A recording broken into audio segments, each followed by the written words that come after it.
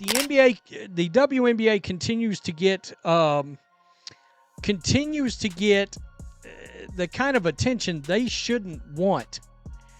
All right. Again, Colin Cowherd is making a point to talk about the WNBA again. He does it now multiple times a week, but only when it comes to one player, or in this case, one player and what it is the rest of the league is doing to her. So now we're actually talking about trading Caitlin Clark? Seriously? Just as Indiana fans started breathing again, Colin Cowherd storms in with a flamethrower, turning hot takes into a full-on wildfire. It's like chaos is his side hustle. Is he over the top? Of course. But is there a sliver of truth buried in all that drama? That's where things get interesting, and a whole lot messier. Caitlin Clark finished 9th in player voting. In fact, she finished behind one of her own teammates in player voting. The pettiness has no bounds. For years, the WNBA players were pointing fingers. They were saying people are sexist, we're not being promoted, we're underappreciated. And then they get the golden goose and they don't like what it looks like. When the wave hits, ride it. They wanted to fly private. They wanted to be more popular. They wanted sold out arenas. They got it. I wouldn't have guessed that Caitlin Clark would be this. And here we are, once again, watching the WNBA treat self-sabotage like it's part of the playbook. Forget building rosters or expanding the fan base. They've apparently graduated to scripted chaos. The latest brainstorm? Trade Caitlin Clark like she's a collectible card and call it long-term planning, as if detonating the league's biggest draw wouldn't trigger an all-out meltdown. Not just in Indiana, but across the entire WNBA. It wouldn't be strategy. It'd be a masterclass in how to burn down your own momentum. This is clearly them cutting her down, because when you look at fan voting, obviously Clark is one, right?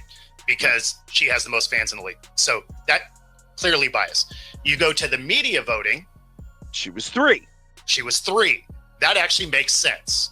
I agree. She's not having the best of years this year. She's actually, her shooting is down. Exactly. There's been a number of situations that she's just not played her best ball. But she is still much, eons better than a lot of the other players that they voted in front of her. Let's start with the no-brainer. Trading Caitlin Clark doesn't just wreck the fever. It detonates the WNBA's one surefire money machine. This isn't just about moving a player. It's about erasing the storyline, keeping the league afloat. Clark's not just running the offense, she's carrying a franchise and propping up half the league with sheer star power. Every packed arena, every sold-out jersey, every media frenzy, that's her imprint. Trade her, and you're not rebuilding. You're erasing relevance. A university professor in finance looked up the value of Caitlin Clark for the WNBA. This is insane. So this year, last season in the WNBA, Caitlin Clark was 26.5% of all economic activity as a rookie on the worst team in the league when she entered it. So now she has an 8-year, $128 million deal with Nike. So, she's going to eat. Merchandise in the league went up off a rookie from a Midwest-based school on the worst team in the league, 234. Now picture taking all that momentum, the sold-out arenas, the skyrocketing ratings, and shipping it off in a cardboard box with a return label. That's not just a bad move. That's franchise suicide. The kind of decision that makes fans rage quit, torch their jerseys, and tune into competitive cornhole just out of protest. There's questionable, there's reckless, and then there's this. A masterclass in self-destruction topped with sprinkles of absurdity. I'm not going to ignore, nor am I going to take my eyes off of what transpires with the WNBA over the next 2 weeks while Caitlin Clark is out with the quad strain. And the reason why is because, let me tell you something right now. I'm not going to go to word hate. I'm not going to be out there like RG3 was saying that Angel Reese hates Caitlin Clark or other players hate Caitlin Clark. But I will say this. I don't think it's specific about Caitlin Clark. I think it's what Caitlin Clark represents. See, it's no fault of Caitlin Clark. Caitlin Clark balled. She balled at Iowa in college. She's balled since she's been in the NBA. She came into the league last year with no break whatsoever between the college game and the pro game and did her thing. If you enjoying, please leave a like and subscribe our channel. But wait, it gets better. Not only are we entertaining trade rumors, like the league has a surplus of stars to gamble with, but we've also got the coaching equivalent of a plot twist ripped from a soap opera. The same coach who once sat back while Clark got poked in the eye like it was part of the halftime show is now conveniently hired to be her boss. What's next? Bring in the trainer who iced her ankles and put them in charge of conditioning? It's not even subtle. This isn't a coaching match. It's a setup, a coordinated performance dressed up in lanyards and clipboards. And the message is loud and clear. Silence the star, dim the spotlight, and pretend it's for the team. But we see you. We all see it. Clark didn't just get benched, she got politically sidelined. And the front office didn't just pick a coach, they picked the coach, the one with a suspiciously familiar resume of selective justice and passive-aggressive bench rotations. Now let's be real. Clark doesn't fit with this coach, and that's putting it gently. Their basketball chemistry is like oil and a dumpster fire. The system isn't built around her, it's actively rejecting her. This isn't a clash of styles, it's a cold war in sneakers. And the fallout is visible every time she's yanked from the game while a random benchwarmer logs minutes like it's charity work. Caitlin Clark had another, whatever you want to call it, confrontation in a WNBA game. Like, why is this happening? The Caitlin Clark phenomenon is one that I got wrong. I never really thought that Caitlin Clark would make the difference that she has in college basketball or in the WNBA. What other sports analogies are out there that are in any way similar to the impact that one individual has had on a larger sporting universe? Tiger was. And why would a league that's finally got eyeballs glued to the screen start pulling this stunt? Simple. Control. Control the narrative. Control the star. Keep the fans just entertained enough, but not too empowered. The last thing they want is a player with actual leverage. That's dangerous. That's disruptive. That's unbenchable. So what do you do when you can't stop the momentum? You hire someone who can. You put a polite smile on the hit job and call it player development. Except the only thing developing is a bad reputation and an angsty fan base with receipts. This coach didn't just get hired, she got positioned. And if the conspiracy vibes feel strong, it's because they're practically slapping you in the face. And don't let anyone gaslight you into thinking this is some normal rebuild timeline. No, this isn't just rookie growth. Clark's not in a growth spurt. She's in timeout, like a toddler who dared to color outside the lines. Because make no mistake, this isn't about basketball. This is personal, strategic, and very, very political. And here's the kicker. Everyone's acting like this coach is just playing it safe, like there's some grand plan. But safe would mean using the best scorer you've got, not duct taping her talent and hoping fans won't notice. She doesn't always get the consistent great star whistle. I think they're still kind of figuring out how to officiate her, right? Like when I've said this for years when I covered Shaq and went to Shaq got fouled more than anybody I've ever seen. I mean, it was insane. People bounced off Shaq. Jokic complains constantly, like people are bouncing off me. She doesn't quite get as favorable a whistle as you think. So I think neither does Steph too. That's the funny part. This isn't chess. It's sabotage with a whistle. The fans see it. The broadcasters see it. Twitter sees it. The popcorn guy in row 5 sees it. Meanwhile, the rest of the league? Oh, they'd love for Clark to get shipped off like a sacrificial lamb. Can you imagine the ticket surge if she landed somewhere that didn't treat her like a radioactive liability? Drop her into Vegas, and they'd build her a statue by Thursday. Send her to New York, and she'd headline Times Square before practice. But keep her in Indiana under this regime, and you might as well be storing fireworks in a freezer. Nothing's going to explode, and everyone's going to be disappointed. And yet, there's still this idea floating around that it would somehow help the team to trade her. Help who? The lottery odds? The backup point guard's confidence? The merchandise team that's already 2 months behind on Clark jerseys? Because, spoiler alert, without her, Indiana's not rebuilding, they're vanishing. Clark is the only reason national networks are dragging WNBA highlights out of the editing bay. She's why middle-aged dudes with no idea how the draft works are suddenly experts on pick-and-roll defense. You don't trade that. You protect it like it's the Ark of the Covenant. So we all know who Caitlin Clark is. She's the golden goose, laying those golden eggs for the WNBA to prosper. Well, a lot of times we notice that the WNBA is resisting this golden goose and resisting this bump and this force of nature, which is Caitlin Clark. So we're going to dive deep into that. What's behind that? Is jealousy, envy, pettiness, all the above, more than that? We're going to have to go. But if you were trying to crush that momentum, benching her would be a great start. And hiring her basketball nemesis would be the icing on that nuclear cake. You just have to make sure it looked professional. Lots of press conferences, plenty of buzzwords like versatility and system fit. Keep the optics clean while the sabotage runs deep. It's actually impressive how calculated it all seemed. Like someone in a suit sat down and said, "Let's hire the only person in the league who could possibly make Caitlin Clark look replaceable."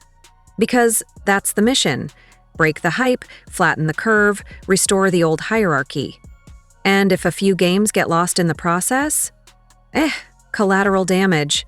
So let's not pretend this is about patience or rookie mistakes. This is about power. Power the league doesn't want concentrated in one player. Power the front office doesn't want walking into press rooms and owning headlines. Power that threatens the status quo with every no-look pass and step-back three. The league could have embraced it. They could have ridden the wave and let the magic happen. But instead, they built a dam and hired a lifeguard to stand there with a clipboard pretending there's no water behind it. Trading her wouldn't just be an error, it would be a declaration. A loud, flaming middle finger to progress, fans, and the very future of the league. And guess what? People wouldn't just tune out. They'd walk away. Because it turns out, watching greatness get mismanaged like a clearance sale isn't very entertaining. So it's the last part of it, the players vote, that I take some exception to. And I'm not a big Caitlin Clark fan. Like, I don't care either way. But they vote her 9. And why I find that absolutely hilarious is you can say she's 9 if you want, but you don't treat her like she's 9. Because when she was here in town, they were picking her up 3/4 court the entire game. And they had her double teamed the entire game. Now, is your shooting efficiency going to go down? So go ahead, keep benching her. Keep justifying it with vague coaches speak and recycled nonsense about team development. But don't be shocked when the fans stop showing up, when the ratings dip, and when the star you tried to muzzle walks right out the front door with her fan base in tow. And if that happens, don't blame the fans. Don't blame the media. Don't even blame Caitlin Clark. Just look at the front office, the coach with the vendetta, and the league that let it all happen, and say, congratulations, you played yourself. The commissioner, the coach, and every suit in the building seem to be in on the same Broadway production, How to Humble a Star Player in 10 Games or Less. Poor CC. She just wanted to hoop, sign a few autographs, and bring some dignity back to Indiana. Instead, she's been dropped into the middle of an industrial-sized sabotage plot, dressed up as culture building. You can practically hear the theme music playing in the background every time she's subbed out for someone averaging 2 points and a nosebleed. Cece's crime? Being too good, too fast, and too popular. That's it. That's the felony. She walked into the league with the audacity to be beloved nationwide, and now the powers that be are treating her like she walked in carrying a baseball bat instead of a jump shot. Caitlin Clark was number 1 among fans, number 3 among media. What do you think she was among players? Dead last. She's not last. No, not last, no. But Barely made it to the top 10. So she was 1, 3, and 9. Well, Dick Vitale went off on a whole rant. It is pure jealousy. Someday these players will realize what she has done for them. They now have chartered planes, increase in salaries, sold out crowds, improved TV ratings. Stop being jealous haters on Caitlin. This isn't basketball anymore. It's punishment with a scoreboard. And look, Cece isn't out here throwing tantrums or stirring up drama. She's not posting cryptic tweets or refusing to practice. She's just a tall, wholesome jump-shooting slice of Midwest goodness, trying to survive in a league that treats likability like a virus. Meanwhile, the W is looking more like a manipulative, backstabbing corporate Game of Thrones episode. They're smiling in press conferences and swinging daggers behind the curtain. Let's not kid ourselves. The coach didn't just happen to land this gig. The same coach who previously showed less sympathy for Clark than a DMV employee during lunch break now suddenly gets promoted to mentor? Really? We're supposed to believe that? Not front and center, but somewhere in the back row holding the Gatorade while someone else takes initiative? There's this new culture brewing, and let's just say it doesn't include any statues of Cece outside the arena. This isn't about team chemistry. It's about control, about shrinking her presence just enough so that the league doesn't feel like it revolves around one player, even though it very clearly does. Now let's look at the viewership, right? So I'm looking at here. So before the WNBA, before Caitlin arrived, the WNBA averaged around 300,000 to 400,000 viewers per game on national television, right? 300,000 to 400,000 viewership, right? The 2023 season, they said they saw an average of 367,000 viewers, right? When Caitlin Clark came, with her presence, viewership has increased with some games drawing over 1 million viewers, right? Caitlin Clark's WNBA draft for her drew 2.45 million viewers. That's crazy. So that means these people and what she did in college and bringing them all to the WNBA scale, people are watching the WNBA because of Caitlin Clark. They don't want a league where Caitlin Clark's individual excellence drives the narrative. They want a sanitized, share the spotlight vibe where no one star outshines the machine. It's giving Soviet Union with sneakers. Clark is being treated like an unwanted celebrity guest in her own league. She's good for marketing, but once the cameras are off, she's sent to the penalty box for outshining the infrastructure. And the commissioner? Oh, don't even get started. You think she's sitting back, unaware of how all of this looks? A full-court PR detox designed to remind everyone that no player is bigger than the league, unless that player fits the vibe they're curating, which apparently Cece does not. Because let's be honest, Clark doesn't play the game the way they want it packaged. She's not gritty in the league-approved way. She's not edgy in the corporate feminist brochure kind of way. She's a wholesome assassin from Iowa, and that doesn't quite fit the curated chaos they're trying to sell. So now it's about slowly sanding her down, piece by piece, until she either conforms or combusts. There's a lot of hate on Caitlin Clark, and I think because she's white. Because she's a hooper and she's going out there and bust people's ass every single night, and it's this little pretty petite country girl that you're not expecting. Again, she's not super athletic, she's not super big, but boy, can she shoot that ball, and she is must-watch TV. I think when she was hurt a few weeks ago, they said viewership dropped by 52%. You know what I mean? And I didn't watch. I quit watching the teams. Yeah. What we're watching isn't a culture shift. It's a character assassination with soft lighting, a slow, intentional erosion of her presence. The new blueprint? No more glorifying individual greatness. No more letting one rookie carry the ratings. No more building empires around viral three-pointers and jersey sales. Now it's about team unity and shared narratives. In other words, strip down the star until she fits the mold, or at least doesn't threaten to break it. And the fans? Oh, they see it, loud and clear. You can hear it in every boo, every tweet, every side-eye shot during the game. But it's not just disrespectful, it's self-destructive. Because Clark is the storyline. She's the reason people who haven't watched a WNBA game in years suddenly know when Indiana plays. She's the walking stimulus check for the entire league. And instead of cashing it in, they're trying to write her out of the script before she finishes the first act.